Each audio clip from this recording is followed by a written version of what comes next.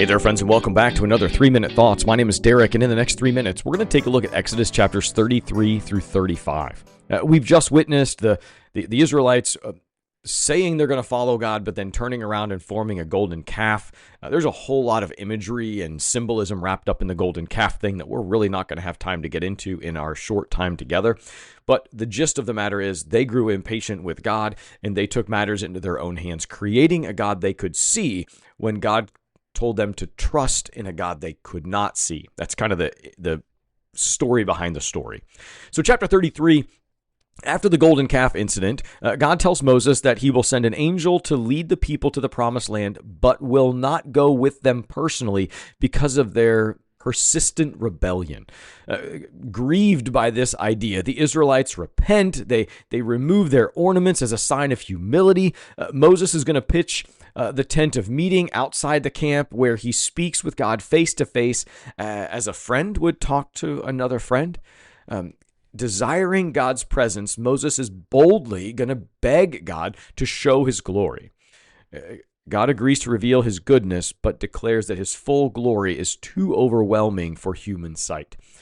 In chapter 34, God tells Moses to chisel some new tablets out to replace the ones that were broken. Up on the mountain, God reveals his compassionate and his gracious character, how he's slow to anger and abounding in steadfast love and faithfulness, while also upholding justice. So God is going to renew the covenant, emphasizing the importance of rejecting idolatry, keeping his commands, even those commands like observing the Sabbath and those major festivals. When Moses descends from the mountain, his face, it radiates, it glows because he was in the presence of God's glory. So much that it kind of, that he has to put a veil on it when he's talking with the people. Kind of a weird thing. But when you're in the presence of God, you absorb that stuff that is of God. Even when we read the Bible, something in us changes and people can see it in us. Chapter 35, Moses gathers the Israelites to teach them about God's commandments, especially the importance of keeping the Sabbath. Notice, this is a theme that comes back over and over and over again.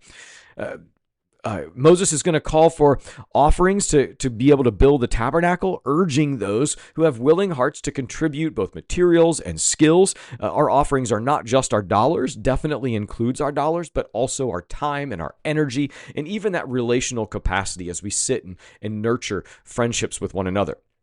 The people respond with great generosity as they bring precious resources and offerings to help build this temple. This chapter is a reminder that God's presence is essential, not only in our day-to-day, not only in our worship, but also in our day-to-day lives.